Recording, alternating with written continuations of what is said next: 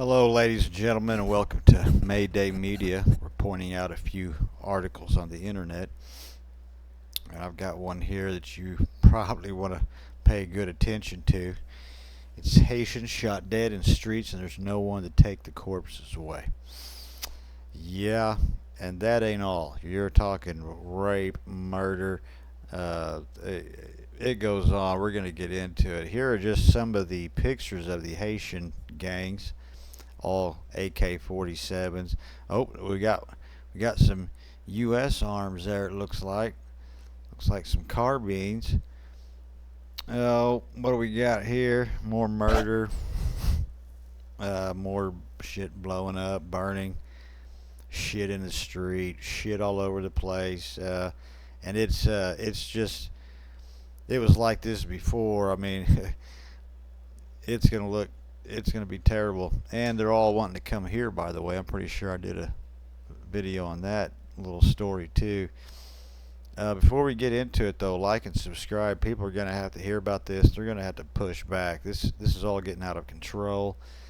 Our country's out of control. The borders are wide open. These boys will be coming over with AK-47s, looking to run your cities and small counties, and they will rape and beat and murder and steal anything, everything they can. On a ride through a gang-controlled streets of Haiti's capital on Friday, past an improvised barricades, the motorcycle taxi reached a crossroad. First came the smell of something burning, then the sight of a corpse, charred, black, lying in the middle of the street, its bones and feet sticking out of a pile of ash. Yeah. The night before, a carpenter who lives nearby heard two gunshots. Piercing carefully out his window, checking watch, he saw two men drive away, leaving the body behind, not far from a university administration office in one of Haiti's largest telecommunications companies. A few hours later, he said the men returned and burned the remains. Wow, I mean, that is going to the extreme. The streets of Port-au-Prince reek with the stench of the dead. So hours later, they just, fuck it. He's probably still laying there because we've killed all the fucking workers, the people. I'm pretty sure they had kind of a white genocide over there too, and it don't take long for these places to get out of whack with certain demographics in control of them. And if they usually just become a fucking dirty ass slum with no running water, no electricity. You can look this stuff up, but a grisly new marker of the violence and dysfunction in this Caribbean nation of 11 million people. In the absence of a functioning state, violent armed gangs have taken control of more than 80% of the capital. The United Nations estimates. Gunfire crackles at all hours. Residents who dare leave their homes stumble across bodies and have been left where they fell. Port-au-Prince reached a high of 92 degrees on Friday. The smell of the decaying corpses, human rights activists say, has driven some people from their homes. Others have taken it upon themselves to move or burn the bodies because who else will? Even before the past week, public services in these cities were sharply limited. Trash piled up in its slums. Cholera had resurfaced. The gangs terrorized the population with systematic rape. Systematic rape, indiscriminate kidnapping, and mass killing, all with impunity.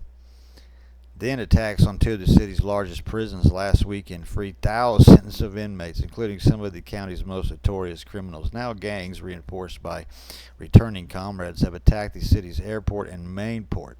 They've torched at least a dozen police stations. Hospitals are closed. Security forces are hard to come by. The Prime Minister, traveling abroad to the rally supports for international police force, was unable this week to return to the country. The gangs are in control. As gangs attack the critical port, Haiti will go hungry soon. This is what always happens. And then they'll want people to come in and feed them, and it's just a repeating cycle. The morgue director said he has received 20 calls in the past week from residents asking him to pick up bodies. 4 calls came in Friday. Lionel said he refused them all. With gangs barricading the streets, venturing out has been impossible. Other morgues have come under attack, he said, and he doesn't want to risk the lives of his staff. What I'm witnessing today is unprecedented.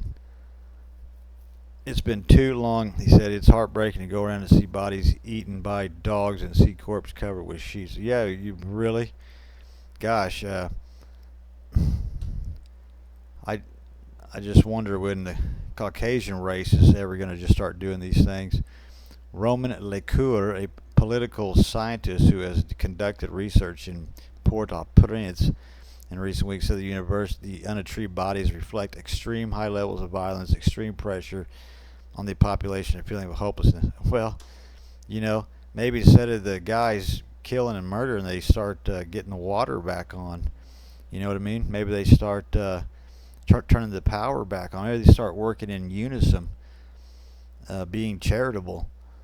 Right now, maybe they should start farming. Right now, what is terrible is a sense of abandonment. Abandonment? Yeah. You have to do what you have to do, but you have to do it all alone. Unable to get back home, faces pressure to resign. The Haitian leader, yeah, he won't even go back home. The person who speaks out the most in Haiti right now is Jimmy Barbecue, what a former police officer, now the country's most powerful gang leader, has issued Henry an ultimatum: resign or face a civil war.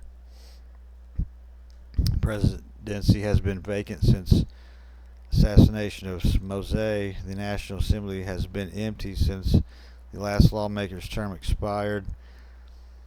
That leaves Henry, unelected and unpopular, to lead what remains of the government. For the past year, U.S. officials have pressed the 74-year-old neurosurgeon to work with the Transitional Council to help bring elections. Senior State Department told Washington willingness to cede real power. Last week, the U.S. Ambassador to the United States, Linda Thomas Greenfield, and Caribbean community leaders urged Henry once again to make concessions. At the end of the meeting, the official said a statement was issued that gave Haitians the erroneous impression that the international community supported Henry staying in power until 25, which has exacerbated other factors that contributed to the out-of-control gang violence that we see today. Let's go down here. All were barefoot, unusual for a killer to remove victims' shoes after shooting them. Well, that happens here in the U.S., and you've seen it done. Smell is unattainable. Yeah, really?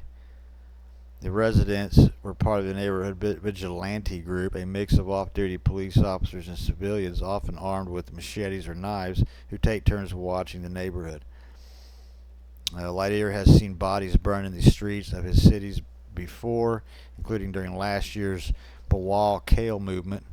The vigilante groups hunted down and killed alleged gang members, but he had never seen conditions this dire. Well, and it's just going to get worse, and personally I say cut them off and goodbye. I mean, really. I mean, here it is. I mean, this is what you got. I mean, and notice these are all different people, all different areas. Uh, no, absolutely not. Barricade that motherfucker and wait another couple years. That's kind of what I say, personally. But I don't know. Comment, I guess. You tell me. Do you want that? Just coming over by the hundreds of thousands, and it'll be hundreds of thousands at a time, all carrying AKs, ready to rape your daughters to death, no matter what species you are. Anywho, like, comment, subscribe. People need to hear some of this stuff. Toodaloo.